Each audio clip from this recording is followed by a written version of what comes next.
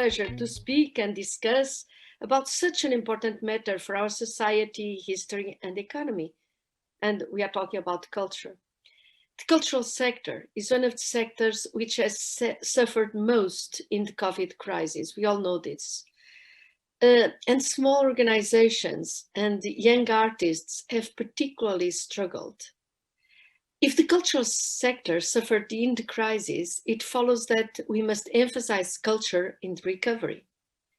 This is especially true since for many years now, our regional analysis has shown that culture is a key success factor in regional development.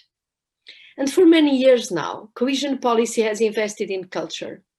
In the past 7 years, we invested more than 6 billion euros in cultural projects at the regional level, and a further 1 billion euro to cultural exchanges across regions, as well as international cultural relations. You will notice, by the way, that this sum of just over 7 billion euros was almost exactly 2% of our total investments, just as much as you are asking for the Recovery and Resilience Facility.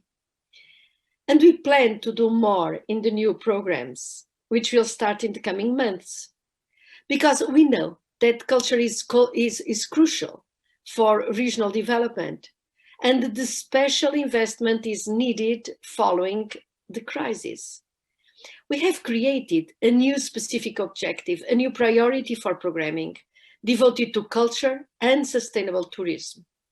Within this priority, we want to finance investments that broaden access to culture. We all agree it should be for everybody. Investments that make culture greener, investments that promote digitization and innovation, investments that promote social innovations, and investments that include marginalized or vulnerable citizens. In all these investments, we want to promote new business models for culture and to exchange experiences and the best practices. In fact, we have a specific fund for innovation.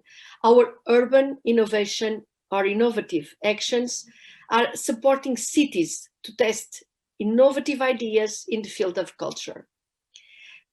In 2020, we supported 6 cities with up to 5 million euros each, and we plan to do similar actions in the coming years. I hope you will take advantage of all these opportunities under cohesion policy.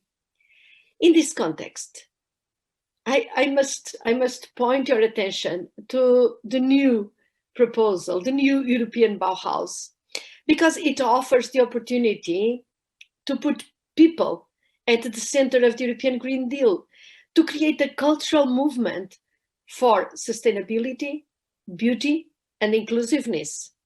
Too often, people think of the green economy in terms of constraints, limitations, and things we might lose. But what if we could flip the script? What if we could use design and artistic thinking to transform the places where we live and to transform at the same time our lifestyles? This would be a project of hope, and this would truly be building back better in reality, in practice. So we are bringing together architects and engineers, designers and planners, artists and educators. People from the creative and cultural sectors have a key role to play here. 3 of the 4 themes of the new European Bauhaus are particularly relevant for those working in culture. First, can you think of projects which help reconnect with nature? This means preferring, opting for natural solutions beyond human-centered perspectives. It also means educating people and shifting the paradigm, fostering a new culture of sustainability. Second, can you think of projects which help regain a sense of belonging? This implies connecting people to the places and communities in which they live through shared cultural heritage. The European Bauhaus is very much about inclusiveness, Culture has and always will connect people and build communities. Third, can you think of projects which reach the people and places that need it most? Removing barriers to culture and beauty, making a greener lifestyle accessible to all? If you can contribute in any way, and I'm sure you can, by example, by action, or by using your platform to get the message out, I encourage you to get involved in local actions and to join the new European Bauhaus Festival in the spring. If you haven't yet, it is never too late to become part of the new European Bauhaus community. It is now time to deliver, and culture will play a central role in this. In conclusion, culture is, in fact, critical for recovery. We need culture for better places to live in and for better lives to live. Cohesion policy is and will remain a strong supporter of cultural investments, with 2% of our investment, or some 7 billion euros already, focusing on culture. But culture is also, or has, a crucial role to play in the future. So we are going to go on with this line, imagining and generating new, greener, and better ways of living, and educating and inspiring others to do the same. So your discussion today is crucial. I hope that this is only the beginning. I hope to see you involved in strengthening cohesion in our society across European regions, aspiring for a more sustainable, inclusive, and qualitative lifestyles, promoted namely by the new European Bauhaus. So you have a very relevant role to play. We count on you. Thank you very much. Thank you very much, Commissioner. And it was mentioned several times in that message, the importance of the Bauhaus initiative. And I'm delighted to introduce the next person on our panel. That's MEP Marcos Ros Sempere, who is precisely that. It's the upcoming European Parliament's report on the new European Bauhaus, and it's your responsibility to lead this. Can you tell us how you're going to incorporate the contribution of the culture and creative heritage for the green transition in this approach to the new European Bauhaus? Thank you very much, Tasmin, for giving me the floor. Many thanks also to Cultural Action Europe, the European Cultural Foundation, and Europa Nostra for organizing this event about the importance of building a better Europe together through culture. I am delighted that you have asked me this question because it is really clear that the new European Bauhaus has sustainability as one of its main axes. We have three main axes: sustainability, cohesion, and beauty. On the other hand, the sense of belonging which you bring to our culture and our cultural heritage is one of the main focuses on the European Bauhaus project. This project comes to the European Union at a very opportune moment to be able to create a cultural movement from the Green Deal, digitalization, and social cohesion that leaves no one behind. And of course, I'm very sure that from the Parliament, we will take this green dimension for culture and cultural heritage into account in our report. I believe that we start from the premise in this report that culture, heritage, architecture, design, and urban planning can nurture research and innovation for the sustainable development in the European Union. And more specifically, from my point of view as an architect, I would like to stress the importance of sustainability in any heritage rehabilitation process. For achieve an effective rehabilitation of our heritage, it must necessarily be sustainable. And of course, politicians must also be aware of this requirement. I want to underline here, in close relation to this, the importance of the renovation wave of buildings, which will play a vital role. This is a unique opportunity to renovate our buildings and heritage and rehabilitate our heritage. To succeed, the renovation wave must embrace this cultural dimension of the built environment. Building renovation is also fundamental for the post-COVID-19 economic recovery, and it is particularly true in the job-intensive heritage context in both urban and rural environments. Going back to the Bauhaus, I want to stress that all this must be done, of course, empowering local communities and citizens to tackle social innovation, social justice, and environmental challenges, promoting democratic participation, including at European Union level. Only in this way, we will be able to reimagine public spaces which will bring people together, such as public buildings, schools, libraries, heritage buildings, community centers, local hubs for smart workers, to ensure public spaces promote togetherness, embrace diversity, and are truly accessible for all. From our view, the new urban Bauhaus must be always primarily focused on improving the quality of life of people, the spaces, buildings, and cities they inhabit, as well as their environment. And it is an unprecedented opportunity to rethink our built environment and to take into account the contribution of culture and cultural heritage in the way to green transformation. I would like to end with a thought that I always share with all of you, and some of you have listened to me much times, but I hope it will become more widespread. Architecture can change our lives, but only good architecture, only good urbanism, only good design can improve our lives. And good architecture should never leave anyone behind and should never keep apart the cultural dimension and the cultural heritage apart from its profession.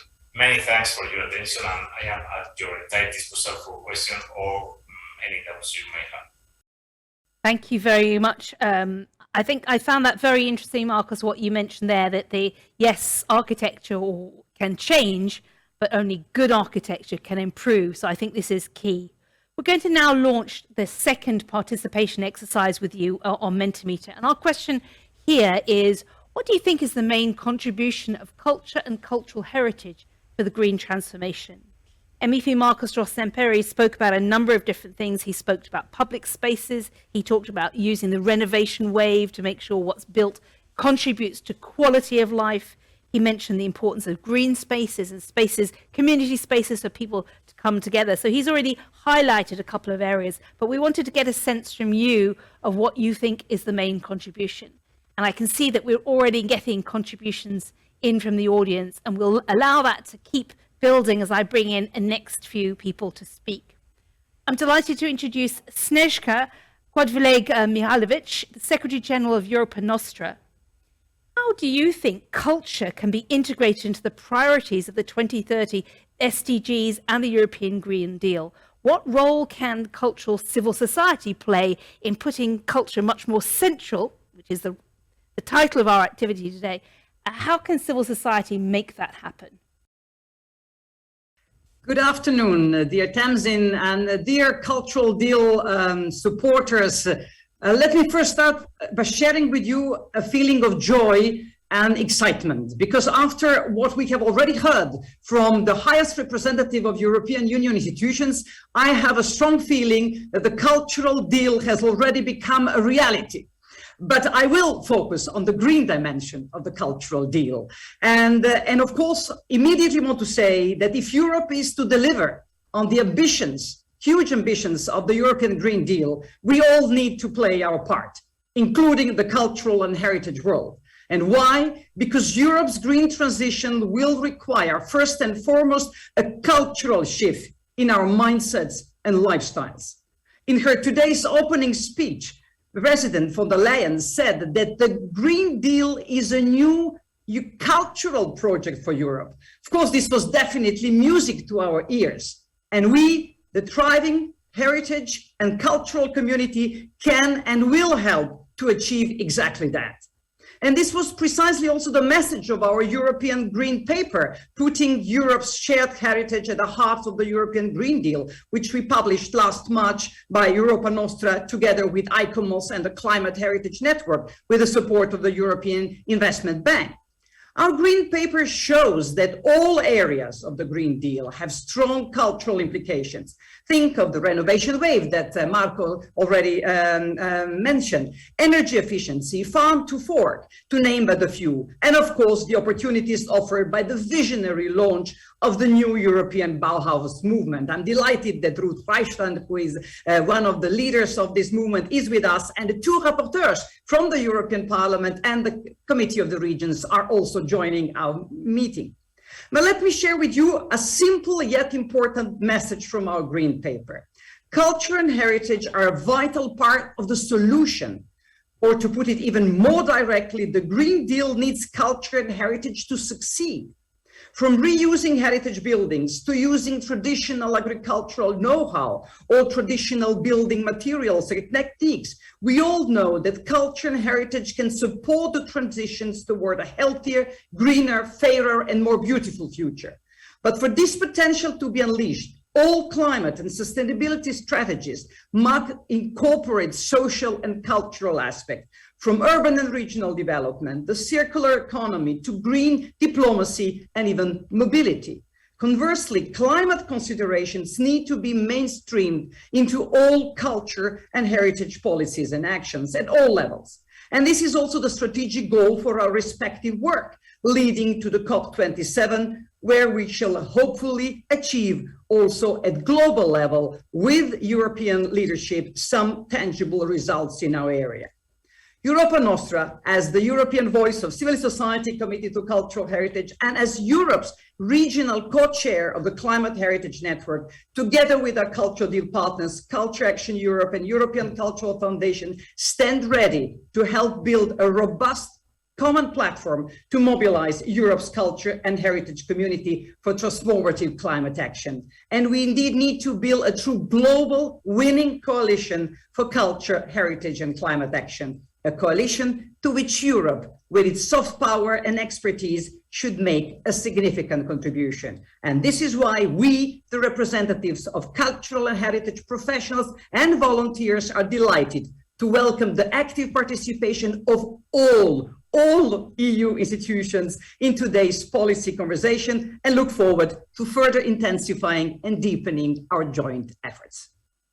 Thank you very much, Sneška. And as you said, you know, we take the risk listening to all the presentations to assume that, yes, it's a done deal, but actually the cultural deal still needs support. And we're encouraging, we're going to put the links in the chat. We're still looking for individuals and organizations to endorse and support. And I encourage those of you who are joining today to use the hashtag #CulturalDealEU to keep pressing and passing the message. Let me now bring in the next person who is going to contribute, and that's Jordi Pascual, who's the coordinator of the UCLG Committee on Culture. We heard a lot from Marcus and just now from Sneška about how with the green transition and the Green Deal can be used and how culture is central to that. But let's turn our minds back, and I know it seems like a long time ago, to COP26 in Glasgow just before Christmas. What were the main takeaways there that you could link to the cultural and creative sector? And how do we make that very important connection? And we heard it from Sneška about imagining different ways in the way we live, construct, consume, etc. But how can we bring the power and innovation of the creative and cultural sectors into this big conversation about climate change? Thank you very much. Thank you very much, Tamsin. Thank you very much, Culture Action Europe, Europa Nostra, European Cultural Foundation, for this very important event, and also for inviting the Culture Committee of United Cities and Local Governments, UCLG, to take the floor. UCLG is active in all the continents. We have been advocating in the last 20 years to upgrade the place of culture in the global conversation on development. And certainly, we noticed progress in the last decade. At the COP26 in Glasgow, the presence of cultural actors was more visible than ever, also stronger than ever. This was a consequence of successful advocacy by civil society, also a consequence of the evidences brought by the IPCC, the Scientific Panel on Climate Change, which in 2018 had identified culture and values as key enabling conditions in climate action strategies. IPCC, the peak UN scientific body on climate change, needs our inputs. I wish to highlight this fact: climate action, science, culture. We need to better convey the already existing scientific evidences that relate culture with nature, development, well-being, freedom, and rights.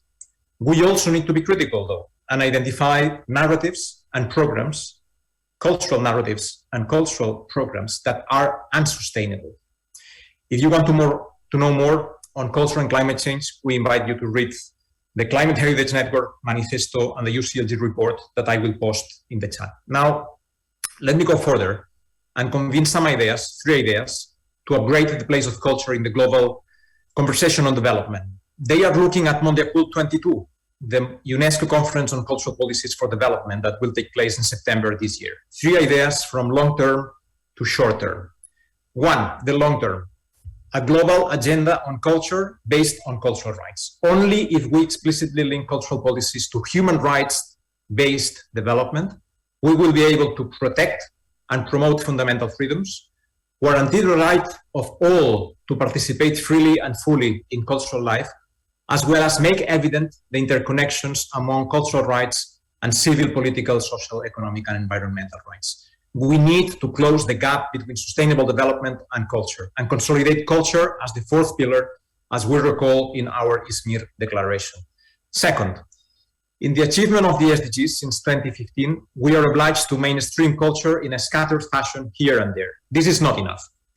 We need a dedicated goal on culture.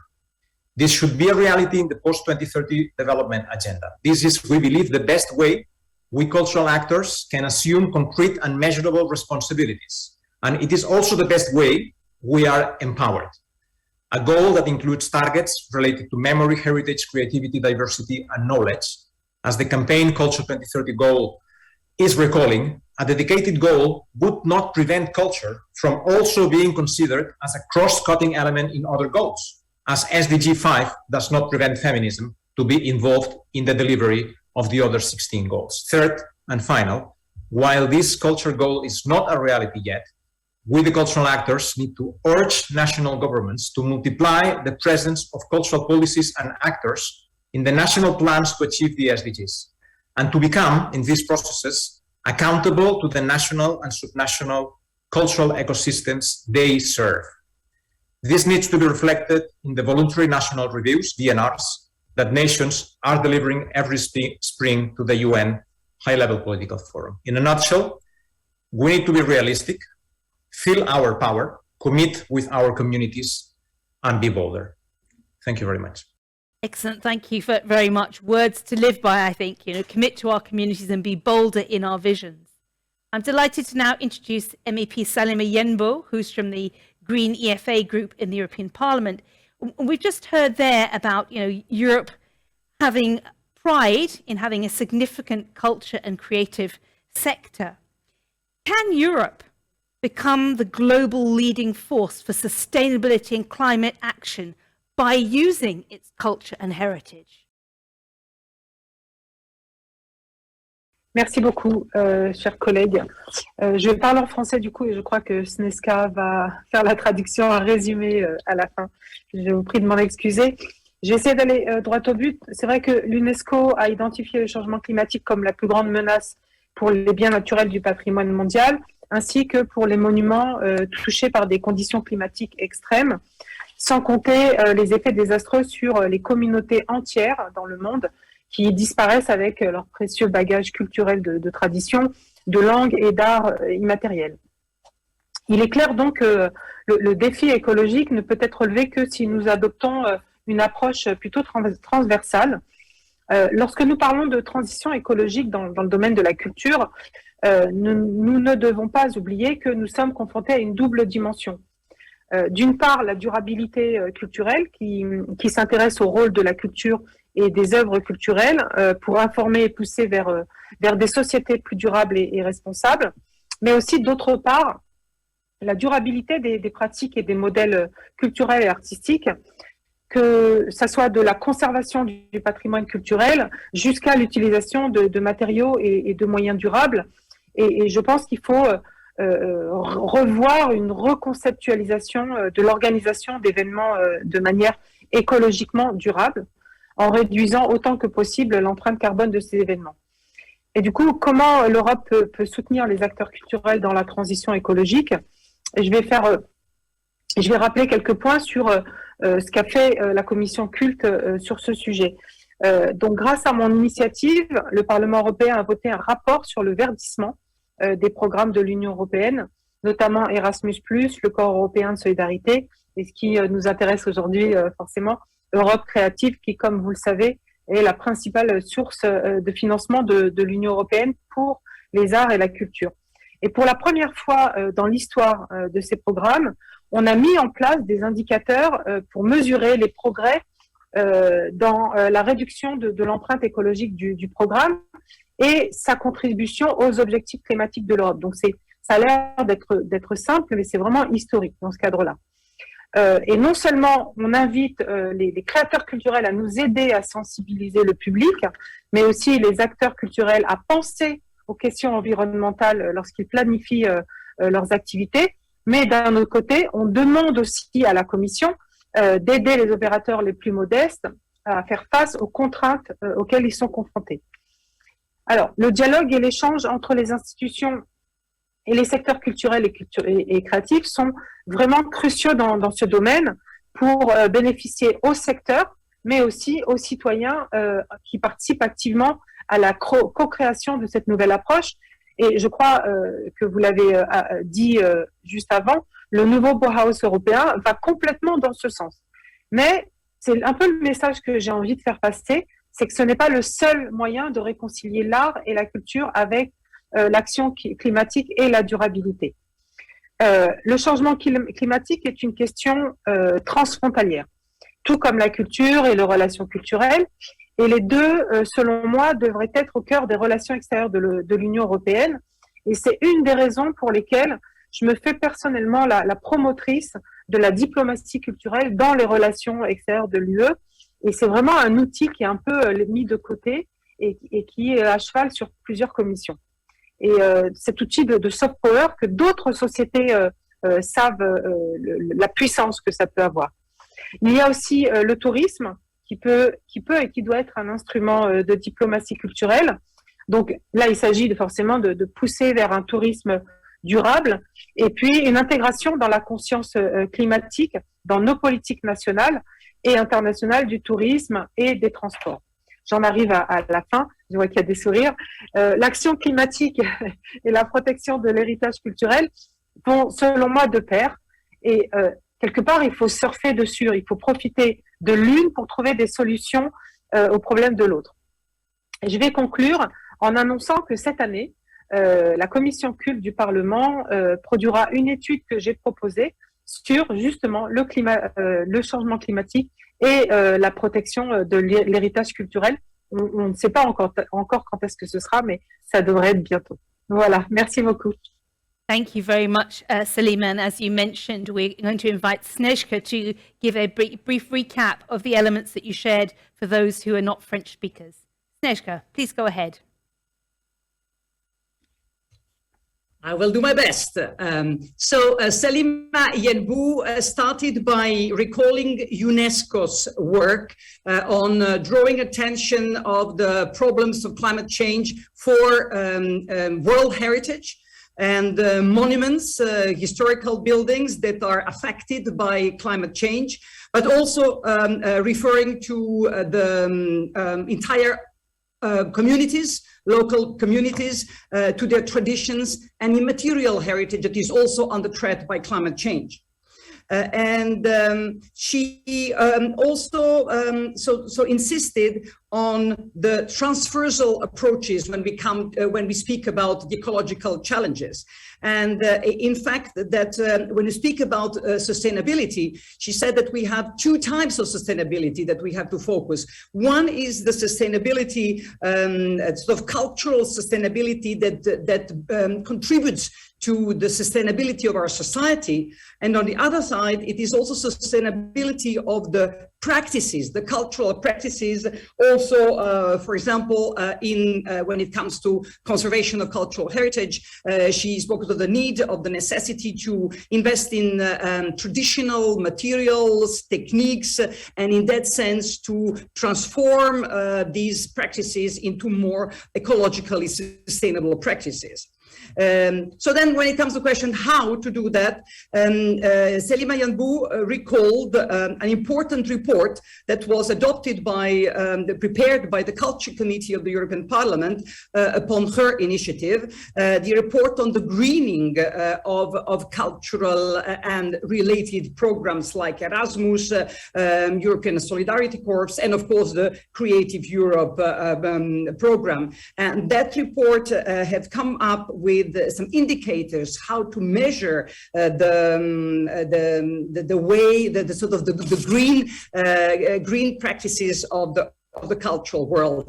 And when she said that, though it seems like a small thing, she thought that it was a historic step in the right direction.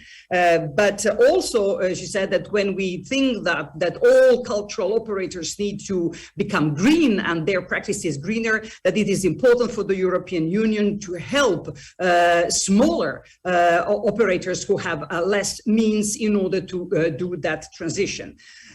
She also insisted on the importance of the exchanges and dialogue between institutions, European institutions, and representatives of the cultural sector. And this is beneficial not just to the sector, but to European citizens as a whole. And clearly stressed that the new European Bauhaus is going into that direction, but it's not the only sort of a mean that we have to make the bridge between the institutions and the cultural sector. She also insisted on the frontier element of sustainability and green action, and that should also be at the heart of Europe's external relations, and insisting on the importance of cultural diplomacy, and that European Union should do more in that field, and that is something that it's an overarching action that covers many committees of the European Parliament, that the soft power the European Union should be much more used in context. And she mentioned also tourism and transport that also need to become more sustainable, and that should be used as an instrument in this direction.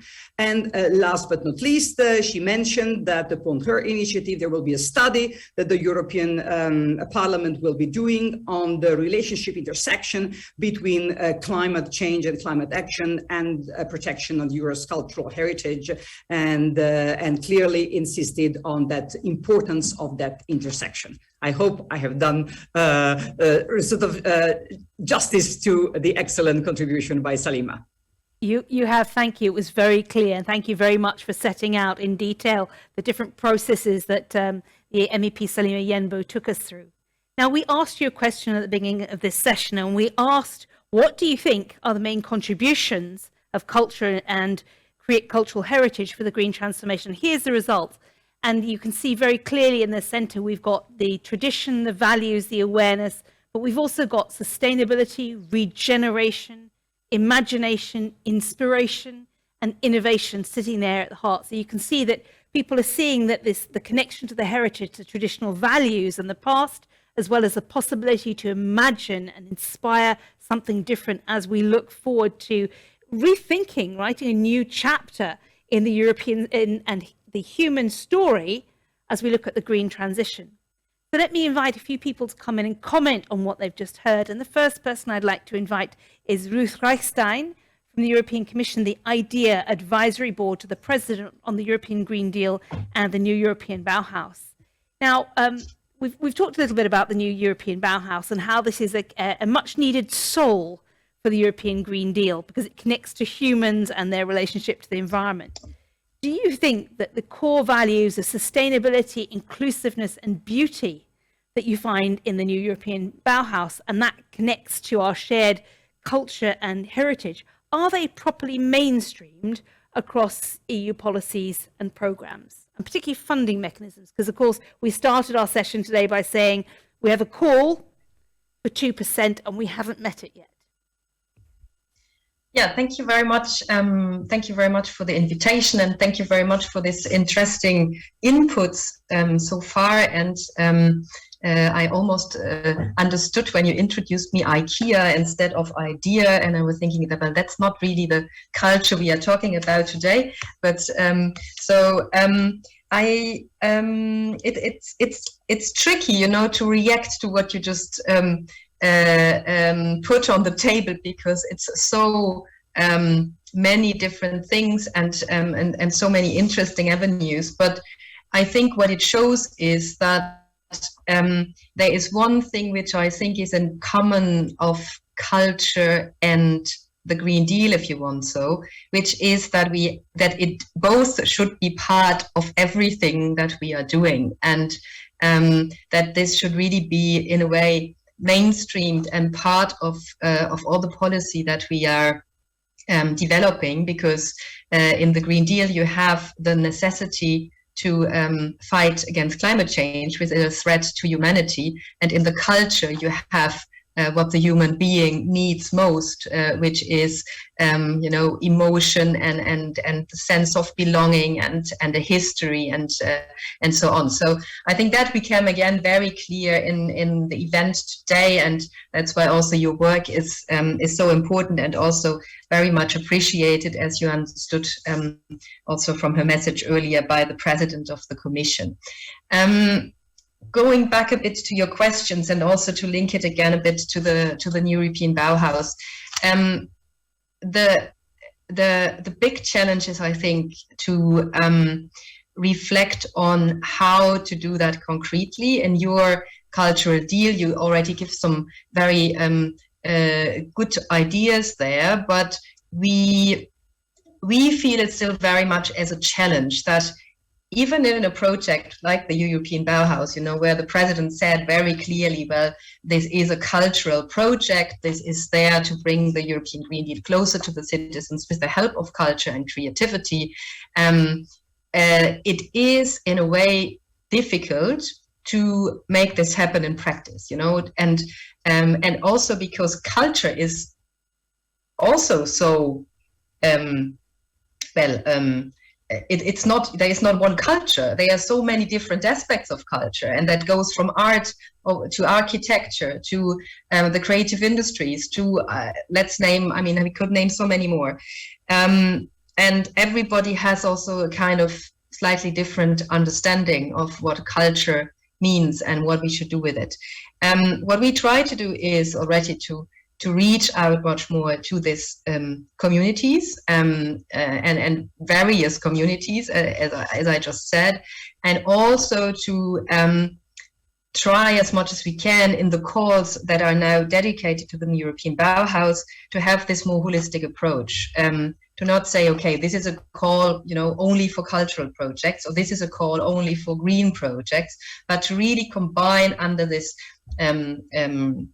guiding star of sustainable, beautiful together of the European Bauhaus, to combine as much as possible the different elements, which is a challenge, also a challenge just for our own organization to break those silos and to make people that are normally working only with industry suddenly also with the cultural sector and vice versa. But we are really convinced that this is worth it, and that is what we should invest in. This morning we had the hearing on the European Bauhaus in the European Parliament, where some of the MEPs that are present now also participated. And one of the colleagues said, well, there is no innovation without creativity. I know it's an old saying, but I think we cannot underline that enough, that, any kind of innovation where we might generate prosperity, growth, jobs and whatsoever, we need creativity to achieve it. And that's why all these links are so important. And this is really what we would like to achieve in the European Bauhaus. It's a long way. I really don't want to say it's already done. Keep in mind that the project is almost is only a year old, so we are still pretty young, and are happy to see the interest and the movement growing. I think, I mean, what we very much see is that for the first time, probably communities that felt not like excluded, but let's take architects because it's the easiest example. I mean, when we started the European Bauhaus, a lot of them came back and said, for the first time, we actually have a possibility to contribute. We would so much like to contribute to the green transition. We would so much like to bring our knowledge, our expertise to the European Green Deal. But for now, nobody was interested in it. I'm now exaggerating, of course, because there are projects, of course, in various member states and so on. But on the European level, I think that was really new. And this is what we would like to try to work further onwards with our colleagues in the different services and cabinets all over the Commission. And just one last word about funding, because I know that that is a tricky point, especially for the cultural sector, and it has been said already, probably one of the sectors that suffered the most and still suffers, by the way, from the pandemic. But so I really don't want to make that problem smaller than it is, and I think we do on the European level as much as we can to support. But what became very, very clear as well from the co-creation phase in the European Bauhaus was that for a lot of initiatives, funding is important, yes, but what is even more important is the institutional recognition of what people are doing.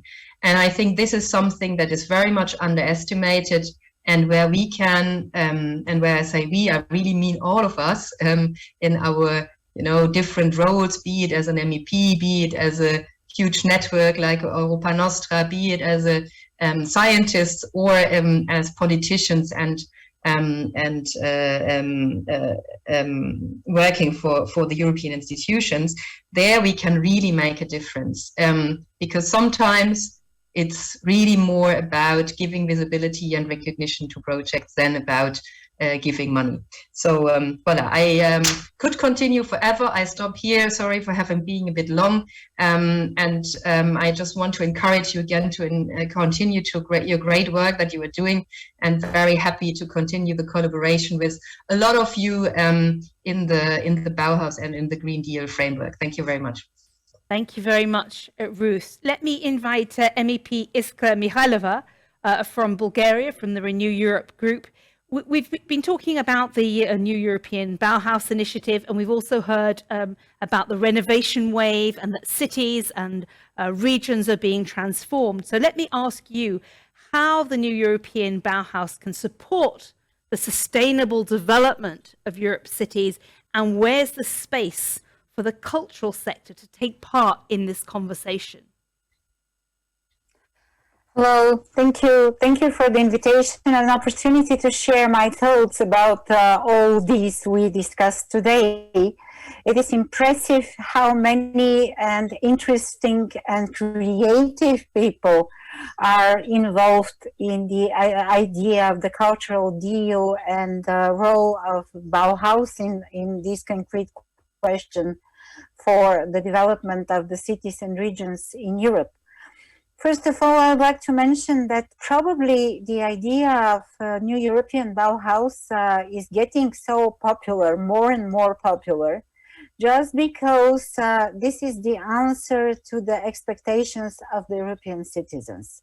If you look at the latest Eurobarometer survey, you can see that more than 84% of the citizens of Europe support the Green Deal strategy and support and accept all the related to it changes in the lawmaking process, but also challenges which are faced by the cities and citizens in the process of implementation of Green Deal. And let us not to forget that the New European Bauhaus initiative actually brings the European Union policies to everyday life of the European citizens. And this is the main core of the European Bauhaus, new European Bauhaus. How the Bauhaus can support the cities and the regions in many ways, I think. And I hope you will support me. First of all, I think that the new European Bauhaus can support cities with its integrated approach, because the integrated approach is part of the urban policy of the European Union and had been part of this policy for many years. Integrated approach, the combination and the synergy between the different European policy on the level of the European city and everyday life of the European citizens. This is in the core of the urban policy. So the Bauhaus, the new European Bauhaus, is coming as an alliance with the modern European urban policy. The new European Bauhaus can contribute with its diversity and democratic openness, and with its potential for inclusiveness of many different groups of citizens, beginning with the architects, which can change or develop, ending with the librarians. We can bring information, and through this information change the approach and vision for the Green Deal, for the green technologies, for the traditional technologies, and continuing with the cultural heritage operators, which are planning the inclusion of cultural heritage into the city urban planning and city developments. And of course, the new view which the new European Bauhaus brings about the whole cultural institutions, including libraries, museums, archives, and of course, monuments of culture and historical traditions of each one of the cities. All these brings opportunities for the cities. And this is the whole idea that the modern cities should answer the expectations of their citizens to live in the new way, which is the green way, close to the nature, protecting the climate and thinking about the future of our earth, but also of our planet, but also to create a life, everyday life of the European citizens, which is related to the beauty and culture. So in this way, I think the new European Bauhaus can contribute enormously for the development of European cities and regions. Thank you. Excellent. Thank you very much, Iskra, with the view from the European Parliament. Let me bring in now Kieran McCarthy. And as we've heard earlier, we've got all of the EU institutions represented in our conversation. And Kieran is a member of the European Committee of the Regions. So let me ask you, what is the position of the Committee of the Regions, and particularly the SEDEC committee where you sit, on the value of culture and heritage for the European Green Deal? And what can we expect from a forthcoming Committee of the Region opinion about the new European Bauhaus? Thanks for those challenging questions. Many thanks for organising this great seminar this afternoon. There's just so much to think about. I agree with Ruth, who spoke just two speakers before me, and there's so much to reflect upon.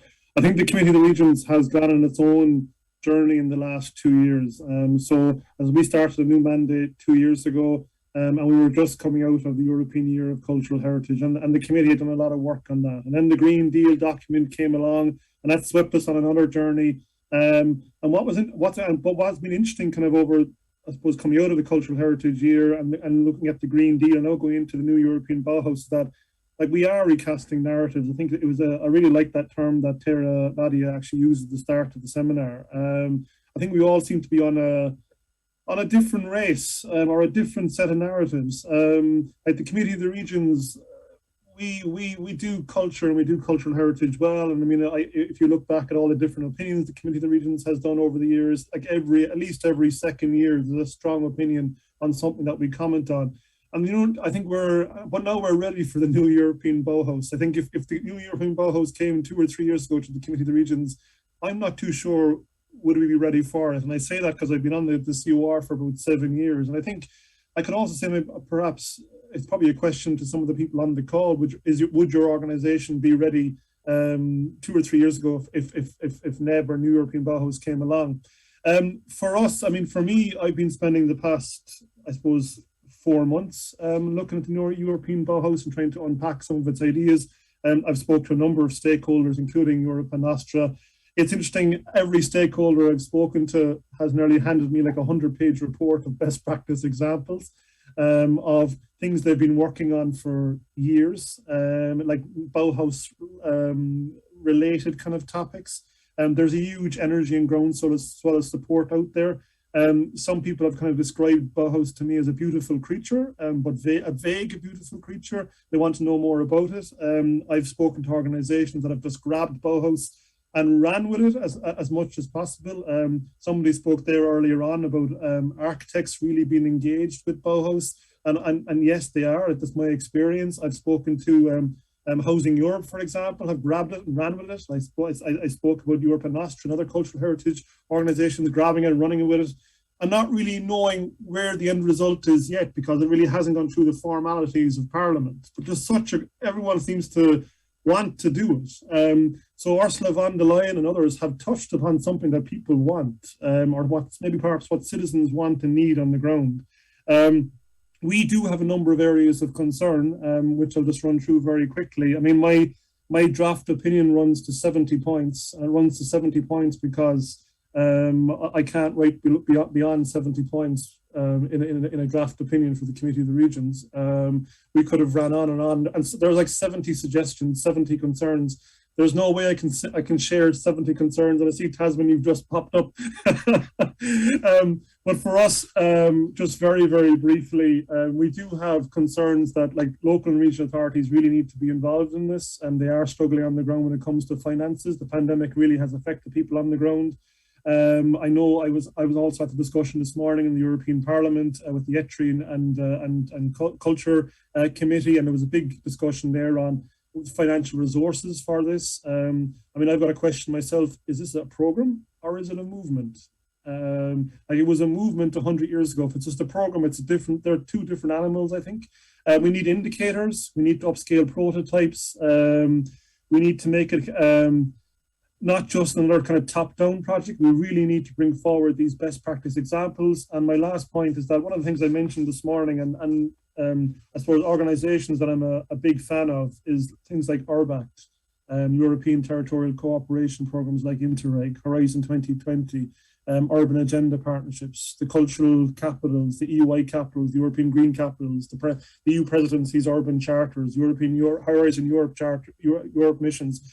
There's so many people actually who are doing work on this for years that we need to bring into the picture. And I think one of those that I kind of interviewed and did some work with, they haven't been approached, and they should be approached. And just to end on, there was someone else earlier on that said that we're kind of entering a space of where there's new voices and new choices.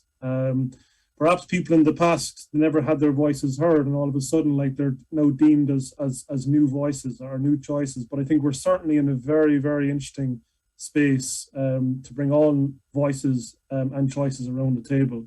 And it's actually really, really exciting, I have to say. It's really exciting. So thank you very much.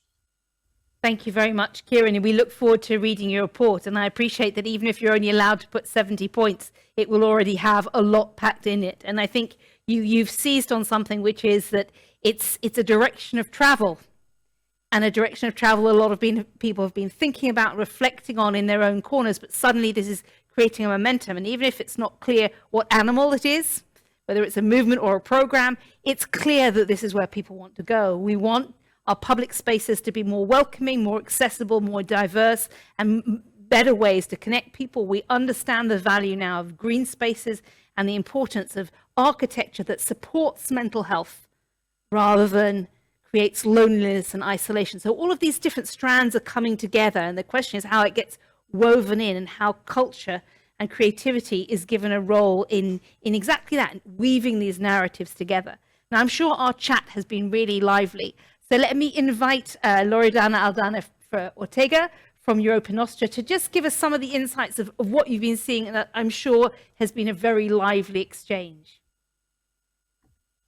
Thank you, Tamsin. Thank you very much. And thank you to our speakers for their inspiring contributions, and of course for the audience, because they have been very active and a lot of interesting contributions in the chat. So many opportunities and ways in which culture and cultural heritage can contribute to advance the green transformation has been put forward, and some challenges as well. So let me just mention first some of the opportunities. So first of all, awareness raising. So Commissioner Ferreira mentioned in her video message the need to educate people to advance a green mindset. And in this regard, our audience also has highlighted the potential of engaging with the creative workers and with the arts to raise awareness on sustainability issues. So they consider this is a more effective and dynamic way. So awareness raising, which was also in our Mentimeter word cloud. And related to this, our audience also think that we need to change the way some people still think about historical monuments, for example, or cultural heritage as something rather old, and indeed change the narrative and make this link with sustainability and innovation clearer.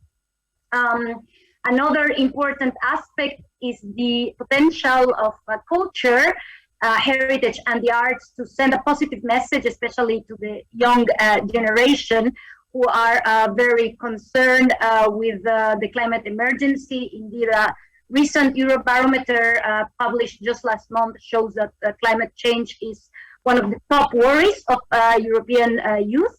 And so culture could and should overcome this gap.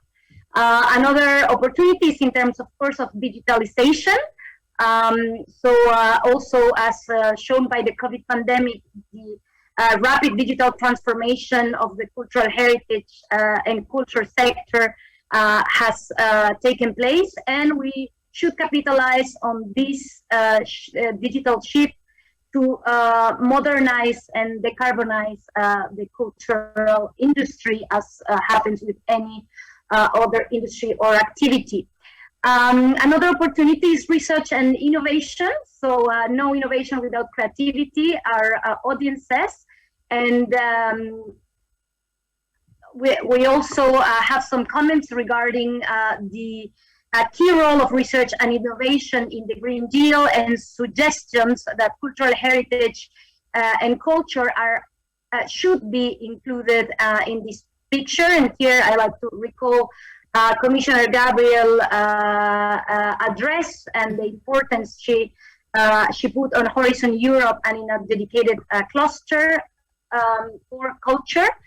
And other comments regarding not only the investment in research, but also to capitalize and disseminate the results of this investment. So, for example, some Horizon 2020 funded Ruritage project, which provides practical strategies to integrate culture and natural heritage in this view. A lot of comments also on the new European Bauhaus. The need to mainstream the principles and objectives of the new European Bauhaus into other European policies and actions. For example, our audience think that Creative Europe only has 4 related calls related to the new European Bauhaus, so this needs to be improved.